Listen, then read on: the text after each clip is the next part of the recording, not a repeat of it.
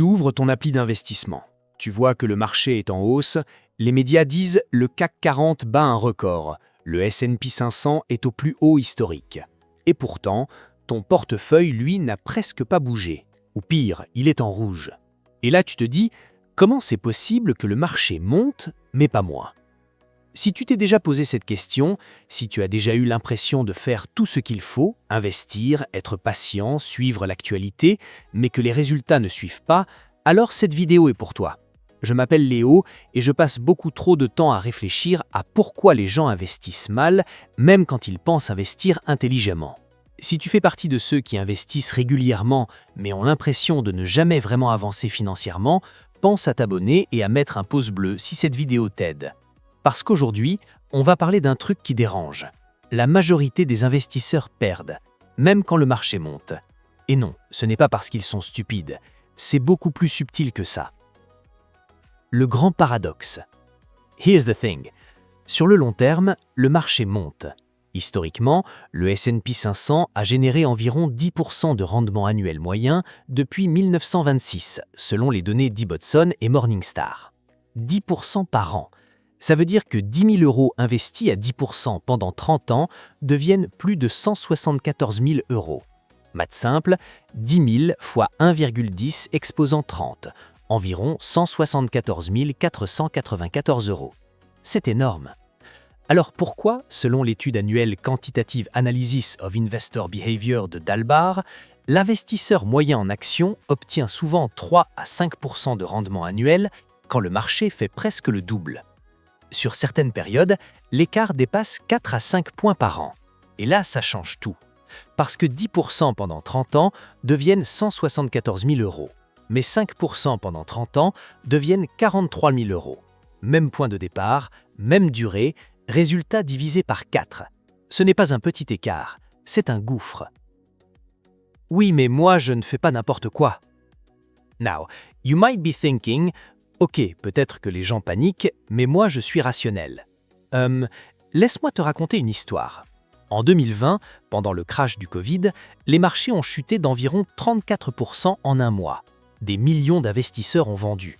Pas parce que les entreprises avaient disparu, pas parce que le monde s'était arrêté pour toujours, mais parce que la peur était plus forte que la stratégie. Résultat, le marché américain a terminé l'année 2020 en hausse de plus de 16%. Ceux qui ont vendu ont cristallisé leurs pertes. Ceux qui sont restés ont récupéré. Voici ce que la plupart des gens ne réalisent pas. Ce n'est pas le marché qui détruit la performance, c'est le comportement. La psychologie qui sabote ton portefeuille. Regardons ça de plus près. Il y a 3 forces psychologiques principales qui font perdre les investisseurs même quand le marché monte. 1. L'aversion à la perte. Des études en économie comportementale, Kahneman et Tversky, montrent que perdre 100 euros fait environ 2 fois plus mal que le plaisir de gagner 100 euros. Donc quand ton portefeuille baisse de 10%, ton cerveau crie « Stop, sauve ce qui reste ». Même si rationnellement, tu sais que les marchés sont volatiles. Ton cerveau primitif veut survivre, pas optimiser ton rendement à 30 ans. 2. Le FOMO, Fear of Missing Out. Quand un secteur explose, crypto, IA, tech, immobilier, tu as l'impression de rater quelque chose. Tu achètes après la hausse. Exemple simple, une action passe de 100 euros à 150 euros. Les médias en parlent, tout le monde en parle. Tu achètes à 150 euros, puis elle corrige à 120. Tu paniques, tu vends. Résultat, moins 20%. Mais le marché global, lui, continue de monter. Tu as sous-performé parce que tu as suivi l'émotion. Le market timing. Beaucoup de gens pensent pouvoir attendre le bon moment.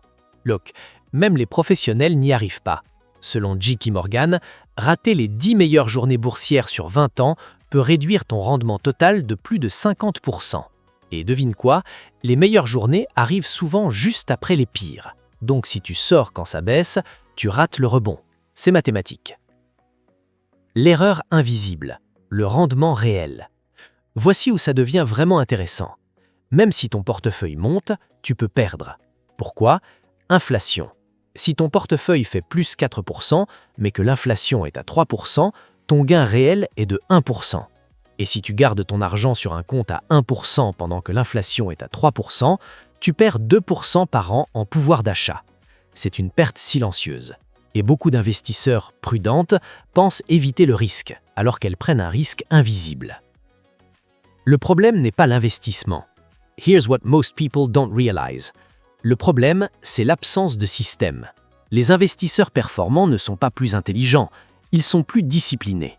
Ils automatisent, ils diversifient, ils acceptent la volatilité comme le prix à payer. Exemple concret. Imaginons deux personnes. Julie investit 500 € par mois dans un ETF mondial automatiquement pendant 25 ans. Rendement moyen 8%. Elle obtient environ 460 000 €. Marc investit aussi 500 € par mois, mais sort quand ça baisse. Il rate plusieurs rebonds. Rendement réel 4%. Après 25 ans, environ 240 000 €. Même effort, même somme investie. 220 000 € d'écart.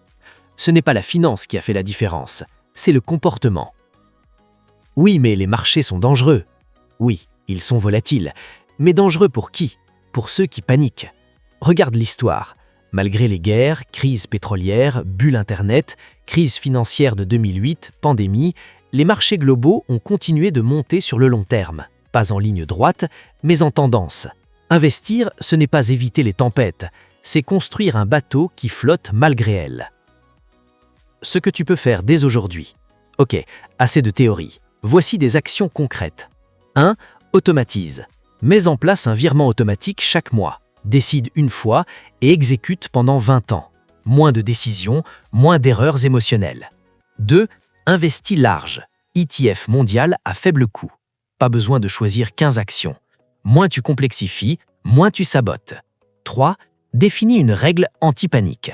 Par exemple, je ne vends jamais pendant un crash. Ou encore, je n'ouvre mon appli qu'une fois par mois. Ça paraît simple, mais ça protège ton cerveau contre lui-même. 4. Pense en décennies et non en semaines. Si tu investis pour 20 ans, la baisse de cette semaine est statistiquement insignifiante. Mais ton cerveau ne le ressent pas comme ça. Rappelle-lui le plan. L'histoire que personne ne raconte. On parle toujours des traders qui deviennent millionnaires. On ne parle jamais des milliers qui disparaissent. La richesse en bourse se construit dans l'ennui, dans la régularité, dans la répétition, pas dans l'adrénaline. Et ça, c'est frustrant parce que notre cerveau adore l'excitation. Mais l'excitation coûte cher. La vérité inconfortable. La majorité des investisseurs ne perdent pas contre le marché. Ils perdent contre eux-mêmes. Ils veulent plus de rendement, moins de risques, des gains rapides, zéro volatilité. Ce combo n'existe pas. Le rendement est la récompense de la patience. Si tu retiens une chose, ce n'est pas ton intelligence qui déterminera ta richesse, c'est ta capacité à rester calme quand tout le monde panique, à rester investi quand tout le monde doute, à continuer quand c'est ennuyeux. Et si cette vidéo t'a aidé à voir les choses différemment, abonne-toi. Parce qu'ici, on ne parle pas de devenir riche en 30 jours. On parle de comprendre l'argent profondément, de construire quelque chose de solide et surtout, de ne plus faire partie de la majorité qui perd. On se retrouve dans la prochaine vidéo.